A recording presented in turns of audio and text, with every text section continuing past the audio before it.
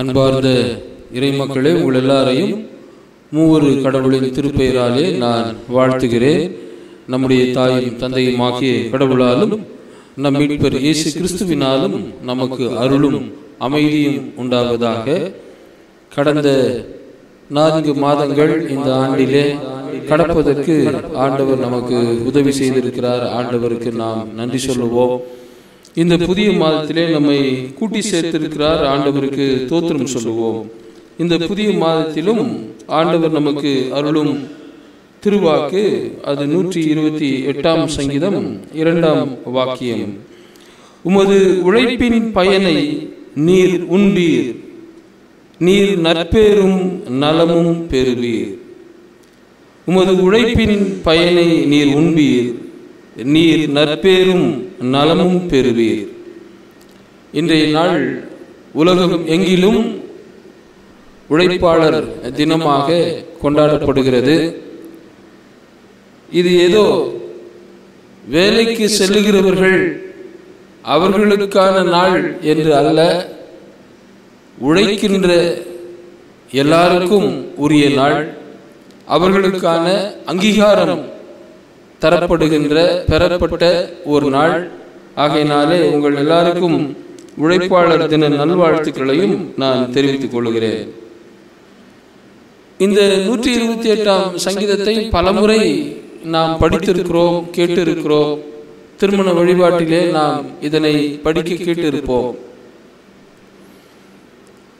ஆனால் நேற்று இதனை சிந்திக்கும் போதுதான் தெரியுது, மனைவி பிள்ளைகள் மற்ற ஆசி எல்லாமே உழைப்புக்கு அப்புறமா தான் அப்படின்னு இங்க போட்டிருக்கு.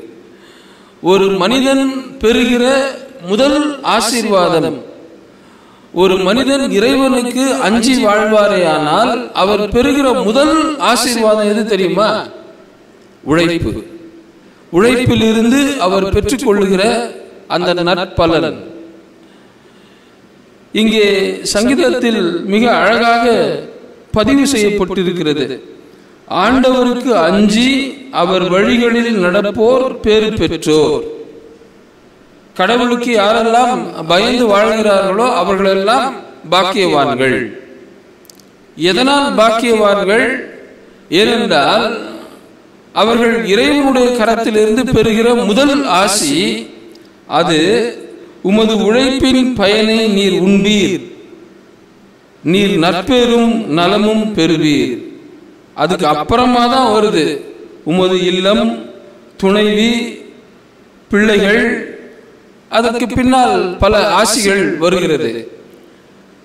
அப்படியானால் மனித வாழ்வில் இறைவனால் பெறுகின்ற முதல் ஆசி எதுவென்று கேட்டால் உழைப்பு என்றுதான் நாம் அதனை தீர்மானிக்க வேண்டும். இந்த உழைப்பு யார் நமக்கு கொடுத்தது? நமக்கு கொடுத்தவர் யார்? அவருடைய நிலை என்ன என்பதை நாம் இந்த காலை பொழுதிலே நாம் தியானிப்போமேயானால், சிந்திப்போமேயானால் இந்த உழைப்பினுடைய மேன்மையை நம்மால் புரிந்து கொள்ள முடியும்.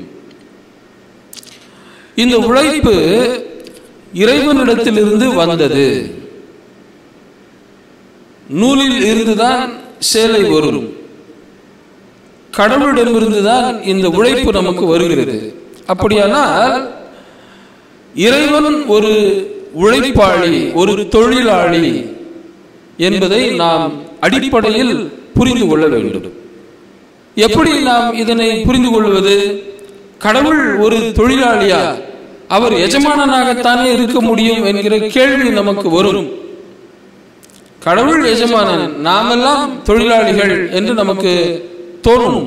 ஆனால் ஆதியாகமம் புத்தகத்திலே நாம் பார்ப்போமேயானால் அங்கே கடவுள் ஒரு தொழிலாளியாக வெறுமையும் ஒழுங்கின்மையுமாக இருந்த இந்த உலகை தன்னுடைய தொழில் திறனால், தன்னுடைய உழைப்பின் ஆற்றலால் அதனை முழுமையாகவும் அழகானதாகவும் நல்லதாகவும் மாற்றுகிறார்.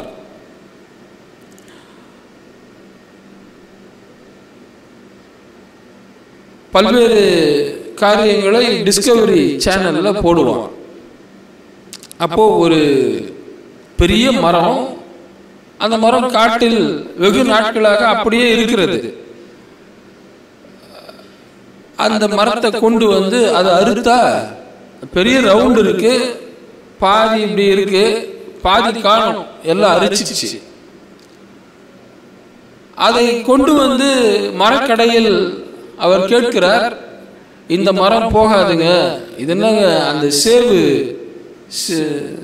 சேவுன்னா அந்த மரத்தில் அப்படி இருக்கும் இல்லையா, அந்த சேவுன்னு சொல்லுவாங்க. அந்த சேவு பாதி போயிடுச்சு, இதுக்கப்புறம் இது பயன்படாது என்று சொல்லுகிறார்கள். உடனே அந்த தொழிலாளி அதனை வீட்டுக்கு கொண்டு வந்து அதை அறுத்து வட்ட வட்டமாக அறுத்து அந்த மீதி இருக்கின்ற அந்த பகுதிக்கு எதையோ ஒன்றை ஊற்றி அதை பாலிஷ் செய்த உடனே அது மிக அழகான ஒரு பெரிய வட்டமாக தட்டாக மாறிவிடுகிறது. அதை வைத்து அவர் தேநீர் கடைகளுக்கு சின்ன சின்ன டீ டேபிள் மாதிரி செஞ்சு ஒரு 4 நாற்காலிகளை வைத்து விடுகிறார். அது அதிகமான விலைக்கு எல்லாரும் வாங்கி போகிறார்கள். ஒரு தொழிலாளி தான் ஒன்றும் இல்லாததை உருப்படியாக மாற்றக்கூடியவர். ஒரு உழைப்பாளியாக தான் அது முடியும். கடவுள் வெறுமையும் ஒழுங்கின்மையுமாக இருந்த இந்த உலகை தன்னுடைய உழைப்பால், தன்னுடைய தொழில் திறனால் இந்த உலகை முழுமையானதாக மாற்றுகிறார். வாழ்வதற்கான இடமாக அதனை மாற்றுகிறார். பின்பு அது எல்லாவற்றையும் பார்க்கிறார், அது நல்லது என்று பார்க்கிறார். எல்லாவற்றையும் ஒழுங்கும் கிரமமுமாக அதனை மாற்றி அமைக்கிறார்.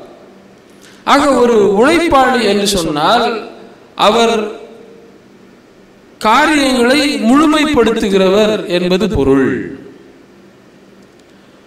பயனுள்ளதாக மாற்றுகிறவர் என்பது பொருள்.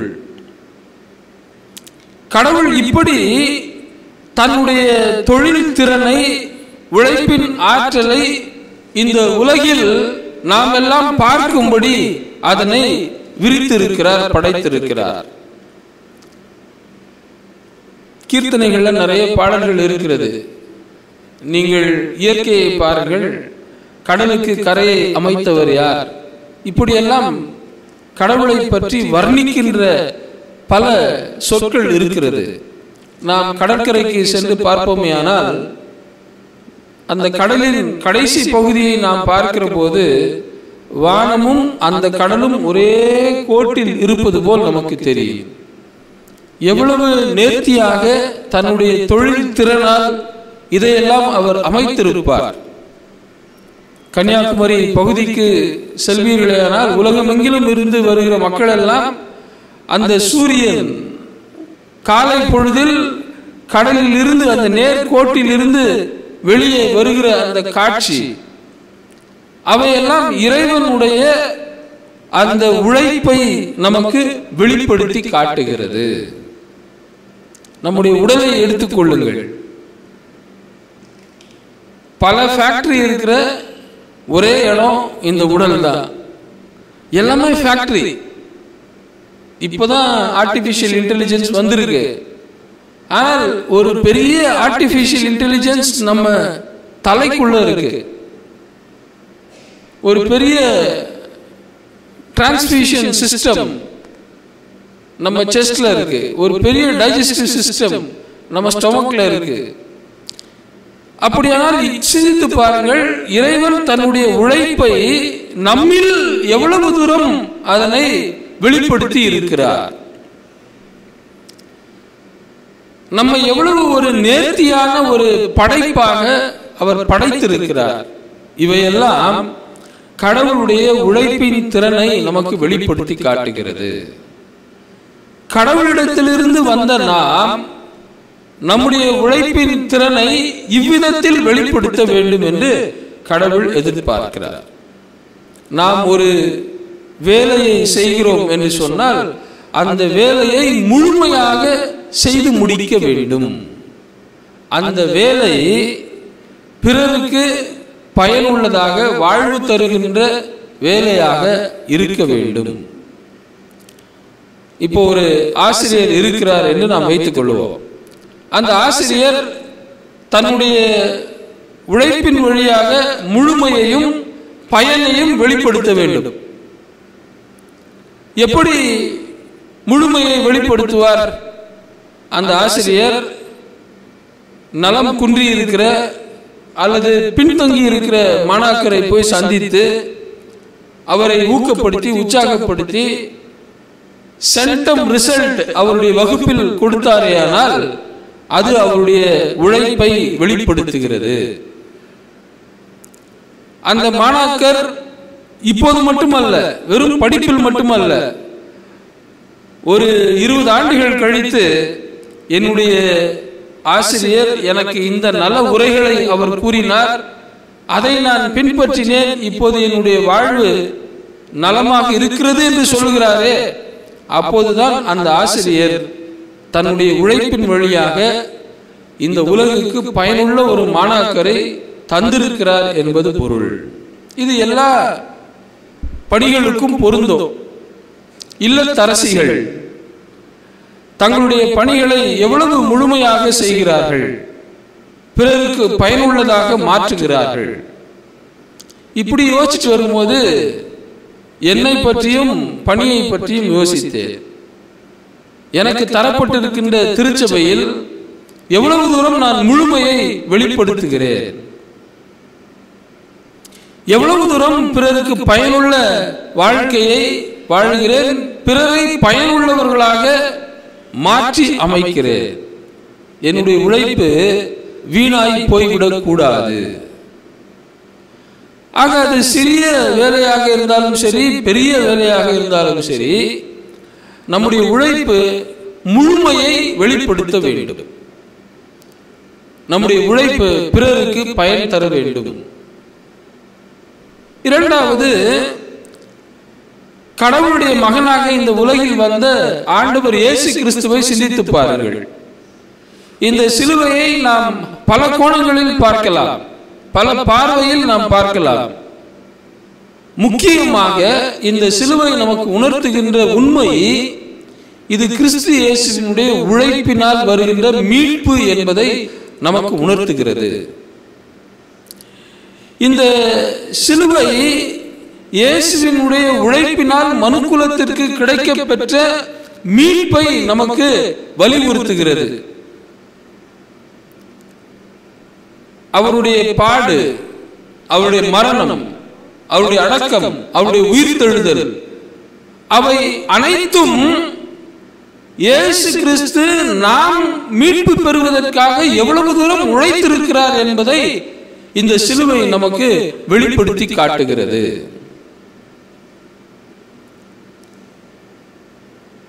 ஒரு உழைப்பாளி பிறர் நன்றாக வாழ வேண்டும் என்பதற்காக தன்னையும் அவர் இழப்பார். அதைதான் இந்த சிலுவை நமக்கு வெளிப்படுத்தி காட்டுகிறது. பல போராளிகள் அப்படின்னு சொன்னா நான் தீவிரவாதிகளை சொல்லல, பிறரை அழிக்க நினைப்பவர்களை நான் கூறவில்லை. பிறர் வாழ்வதற்காக தங்களுடைய உயிர் போனாலும் பரவாயில்லை என்று தங்களை மாய்த்துக் கொள்கிறார்களே, அவர்கள் போராளிகள். அந்த போராளிகள் எல்லாம் உழைப்பாளிகள். ஏனென்றால் இந்த மனுக்குலம் நல்வாழ்வை பெற்றுக்கொள்ள வேண்டும், அதற்காக நான் உழைக்கிறேன், அதற்காக என் உயிர் பிரிந்தாலும் பரவாயில்லை என்று நினைக்கின்றவர்கள். அப்படிப்பட்ட ஒரு போராளிதான் ஆண்டவர் இயேசு கிறிஸ்து. சிலுவையில் தன்னுடைய உழைப்பால் இந்த மீட்பை நமக்கு பெற்று தந்தார். இந்த உழைப்பை சிலுவையில் நாம் எப்படி கண்டுகொள்வது? ஒருத்தர் வேலை செய்யறாரு அப்படின்னு சொன்னா அவர்கிட்ட இருந்து என்ன வரும்? ஒருத்தர் வேலை செய்யறாரு, என்ன வரும்? வேர்வை வரும். இயேசு கிறிஸ்து கெத்செமனே தோட்டத்திலே தான் சிலுவையில் அடிக்கப்பட்டு உலகுக்கு மீட்பு தர வேண்டிய நேரம் நெருங்கிவிட்டது என்று எண்ணி ஜெபிக்கிறார். அவருடைய இரத்தம் வேர்வை துளிகளாக சிந்துகிறது. ஒருத்தர் ரொம்ப நேரம் உழைச்சாருன்னு சொன்னா, மணிக்கணக்கா உழைத்துக் கொண்டே இருக்கிறார் என்று சொன்னால், இந்த மயிர் கணுக்களில் இருந்து ரத்தம் வருமா? முதல் வேர்வை வரும். வேர்வை வந்து வந்து வந்து வேர்வை போயிடுச்சுன்னா அதுக்கப்புறம் நீர் இருக்காது உடம்புல. பின்னால் அந்த ரத்தம் தான் வெளியே வருமா. அப்படி நீங்களும் நானும் மீட்பு பெறும்படி கிறிஸ்து இயேசு சிலுவையில் நமக்காக வேர்வையும் இரத்தமும் சிந்தி இருக்கிறார்.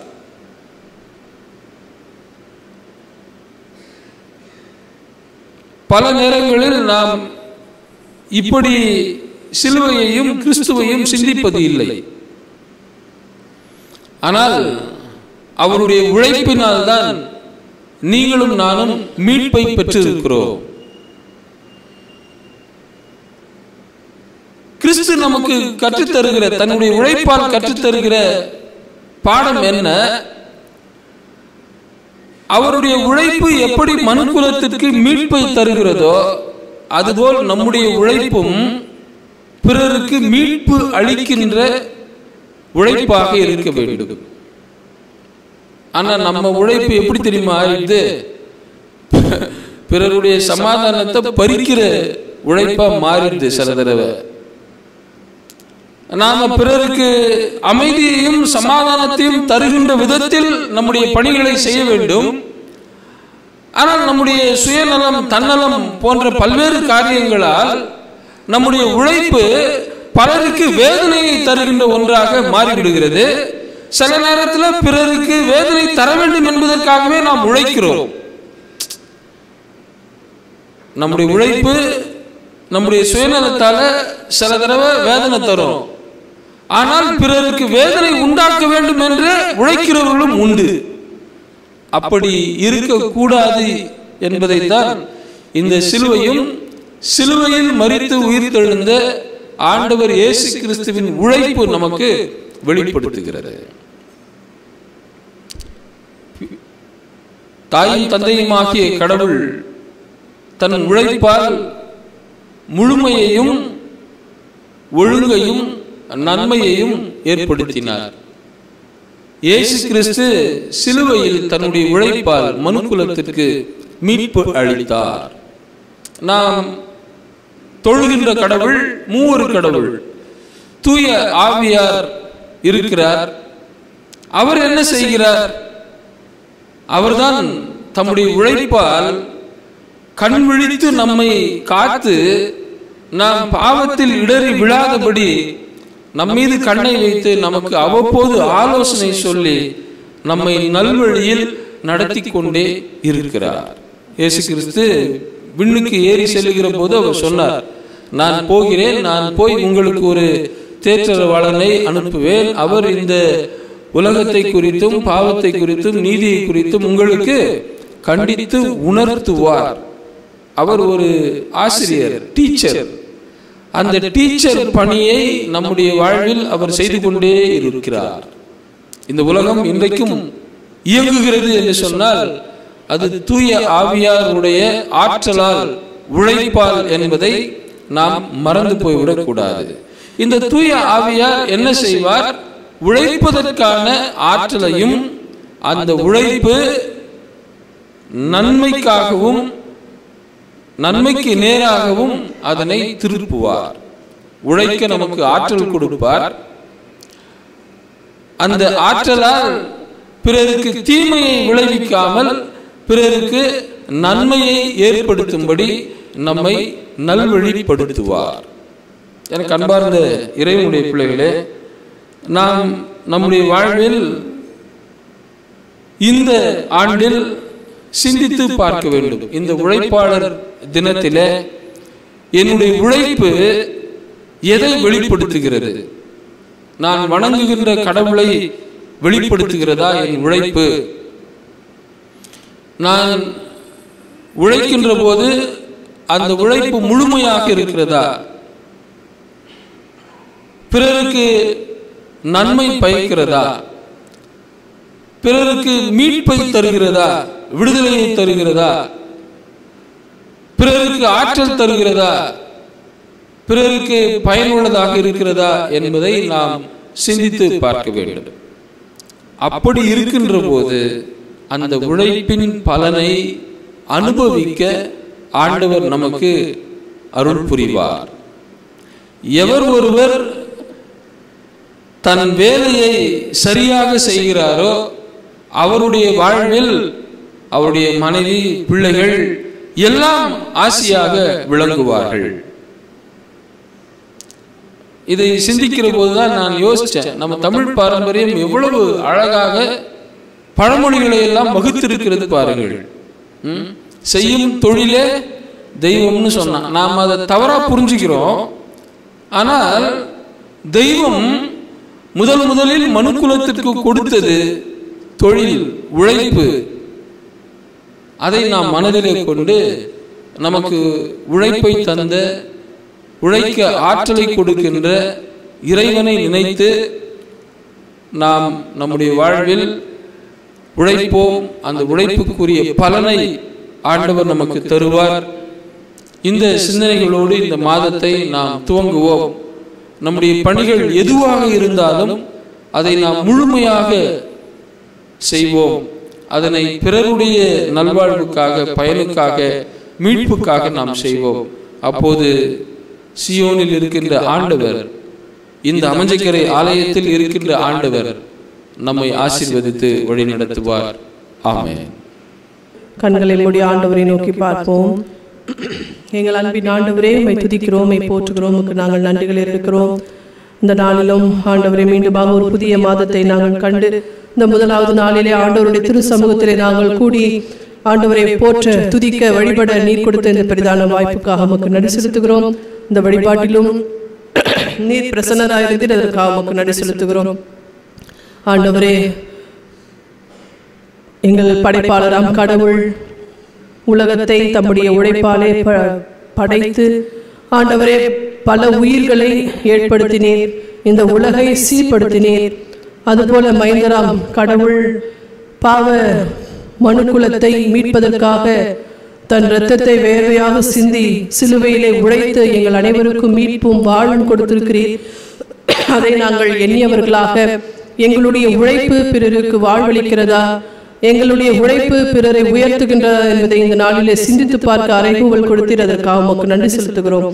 இந்த சிந்தனையை நாங்கள் பெற்றவர்களாக எங்களுக்காக மட்டுமல்ல, நாங்கள் பிறருக்காகவும் பிறருடைய நன்மைக்காகவும் நாங்கள் உழைக்கும் பொழுது எங்களுடைய குடும்பங்களை நீர் ஆசீர்வதிக்கின்றீர். அதற்காக நாங்கள் உமக்கு நன்றி செலுத்துகின்றோம். அப்படிப்பட்ட ஆசீர்வாதத்தை அருமையான உமது பிள்ளைகள் பெற்றுக்கொள்ள நீர் கிருபை செய்வீராக. இந்த வழிபாட்டிலே கலந்து கொண்டிருக்கிற ஒவ்வொரு தம் பிள்ளைகளையும் திருக்கரங்கள் அர்ப்பணிக்கிறோம். ஒவ்வொருவரையும் நீர் ஆசீர்வதியும். இந்த மாதம் முழுவதும் உம்முடைய கிருபையின் கரம் உடைய பிள்ளைகளோடு கூட இருந்து வழிநடத்தட்டும். இந்த நாளை கூட ஆண்டவருடைய திருக்கரங்களில் அர்ப்பணிக்கிறோம். இந்த நாளுக்குரிய ஆசீர்வாதத்தை நிறைவாய் தந்து வழிநடத்தும். ஆண்டவர் இயேசு கிறிஸ்துவின் திருப்பெயரில் வேண்டிக் கொள்கிறோம் கடவுளே, ஆமேன். என் ஆத்துமாவே கர்த்தரை தோத்ரி, என் ஆத்துமாவே கர்த்தரை தோத்ரி, கர்த்தர் செய்த சகல உபகாரங்களையும் மறவாதே. ஆமேன். இறையாசியை பெற்றுக்கொள்வோம். எல்லா புத்திக்கும் மேலான இறை அமைதி நம்மோடு கூட இருந்து நாம் கடவுளையும் அவருடைய குமாரனாகிய நம்முடைய நாதர் இயேசு கிறிஸ்துவை பற்றி அறிவிலும் அன்பிலும் நிலைத்திருக்கும்படி நம்முடைய இருதயத்தையும் சிந்தையும் காக்க கடவுது. தந்தை, மைந்தர், தூய ஆவியாராகிய சர்வ வல்லமை பொருந்தியுள்ள கடவுளுடைய ஆசீர்வாதம் எப்பொழுதும் நமக்குள்ளே இருந்து நம்மிலே நிலைத்திருக்க கடவுது.